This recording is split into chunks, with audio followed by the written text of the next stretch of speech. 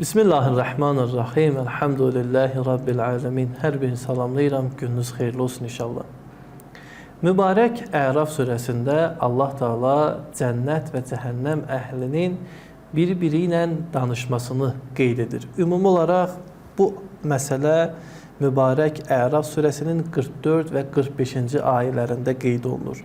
Ayədə buyurulur ki, cənnət əhli cəhənnəm əhlini səsləyib deyəcək ki, biz Rəbbimizin bizə vəd etdiyini, həqiqətini gördük. Siz də Rəbbinizin sizə vəd etdiyini gerçəkdən gördünüzmü?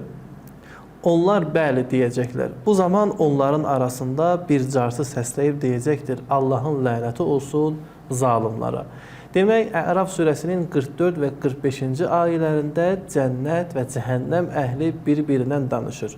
Daha sonraki ayələr, daha doğrusu 46, 47, 48 və 49-cu ayədə Allah digər bir dəstədən danışır.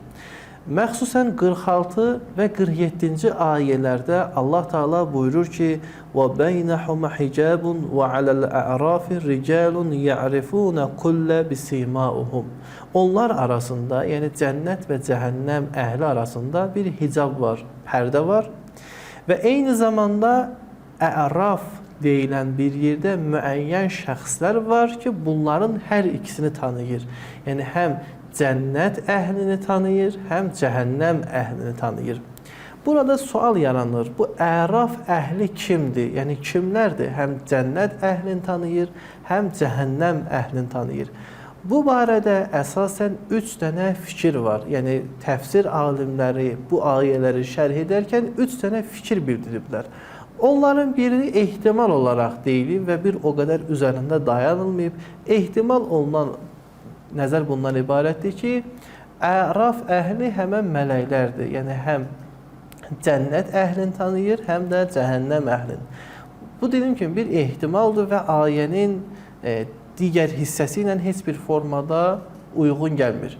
İkinci yanaşmaya əsasən bunlar iman cəhətdən zəif olan müminlərdir. Yəni dünyada bunların bəzi yaxşı əməlləri olub və eyni zamanda pis əməlləri olub. Və bunlar yəni qiyamət günü nə cənnətə gedə bilirlər, nə cəhənnəmə gedə bilirlər. Bunlar yalnız şəfaət məqamına yetişəndən sonra cənnətə tərəf gedəcəklər. Buna əsasən, yəni həm bunlar dünyada yaxşı iş görüblər, həm pis iş görüblər, nə cənnətə gedə bilirlər, nə cəhənnəmə və gözləri ilahi rəhmət və şəfaətdədir.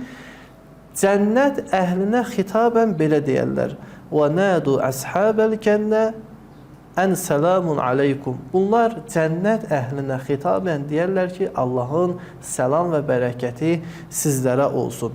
Amma cənnət əhlini salamlasalar da, onları tanısalar da, ləm yədxuluha və hum yətməun.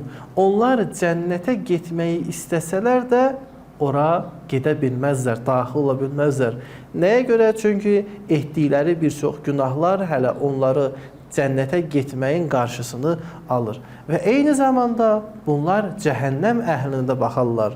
Və izə surifət əbsaruhum, əgər onların üzlərini çevirərlər cəhənnəm əhlinə tərəf və onlara belə deyərlər: Rabbənə lə təcəalnə mə'əl qavmiz zalimin. İlahi, bizi bu zalim dəstə ilə qərar vermə.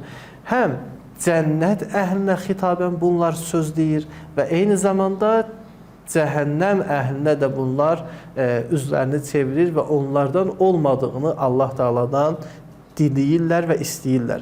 Demək, 46-cı və 47-ci ayədə gələn Əraf əhli o şəxslər oldu ki, bəli, bunlar nə cənnətə gedə bilir, nə cəhənnəmə gedə bilir.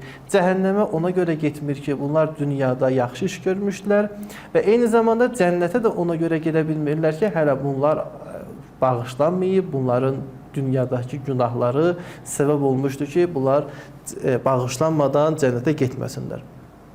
Bəziləri bura qədər ayəni təhlil etmişlər. Amma ayənin digər hissəsinə baxsaq, yəni 47 və 48-ci ayəsinə baxsaq, görürük ki, Əraf əhli əslində buradan başlayır. Bunlar kimdir? Bunlar artıq əhl-i beyt, peyğəmbərlər və ilahi şəxsiyyətlərdir. Nəinki bunlar həm cənnətə getmək istəyir, gedə bilmir və eyni zamanda nəuzubillah cəhənnəmə gedənlər arasında ola bilər. Xeyr, bəlkə bunlar bu həmən əraf əhli ki, yəni dünyada həm yaxşı iş görmüşdülər, həm pis iş görmüşdülər və eyni zamanda nə cənnətə gedə bilirlər, nə cəhənnəmə, bunları cənnətə aparan və eyni zamanda cəhənnəm əhlinə təhdid edən, onlara cəhənnəm alovunu müjdələyən şəxslərdir. Demək, Əraf surəsində Əraf əhli iki dəstə oldu.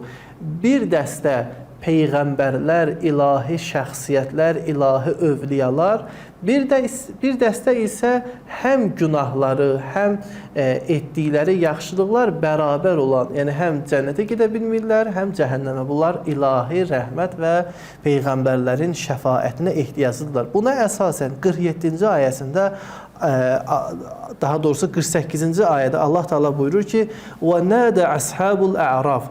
Əshab-ı a'raf artıq bunlardır. Bunlar kimdir? Bunlar o şəxslərdir ki, kafirlərin hamısını tanıyır, möminləri tanıyır və kafirlərə xitabən belə deyərlər: "Ma əğnə ankum cəm'ukum və ma kuntum təstəkbirun." Nə topladıqlarınız, dünyada yığdıqlarınız sizin əlinizdən tutdu, nə də etdikləriniz təkəbbür göstərərək ilahi dəyərlərdən uzaq düşmüşdünüz, özünüzü insanlardan üstün hesab edirsiniz, indi də cəhənnəmə tərəf gedirsiniz. Və bu şəxslər cəhənnəm əhlinə bu xitabı edəndən sonra üzlərini imanı zəif olanlara tutarlar və deyərlər ki, siz bunları deyirdiniz ki, bunlar Allahın cənnətinə getməyəcəklər. Allaha and olsun ki, onlar cənnətə nəsib olacaq və cənnətə daxil olacaqlar. Və üzlərini həmən şəxslərə xitab edərək buyurar ki, "Udxulul cənnə", siz imanı zəif olanlar cənnətə daxil olun. "La xawfun aleykum", bugün sizə heç bir qorxu, hüzün yoxdur və "la antum təhzənun". Buna əsasən Əraf əhli kimdir? Artıq dördüncü bir fikir var. Dördüncü fikir bundan ibarət oldu ki, bəli, Əraf surəsində iki dənə ərafda olan şəxslərdən söz açılır. Biri imanı zəif olanlar, biri də ümumən imanı və məqamı böyük olan, üstün olan şəxslər. Və bu şəxslərdir möminlərə şəfaət verən. Şiə hədis qaynaqlarında bildirilir ki, bu ikinci imanı zəif olan şiələrdir və Əraf əhli ki, onlara şəfaət edəcək Əhl-i Beyt əleyhissalamdır. Əssalamu aleykum və rəhmətullah.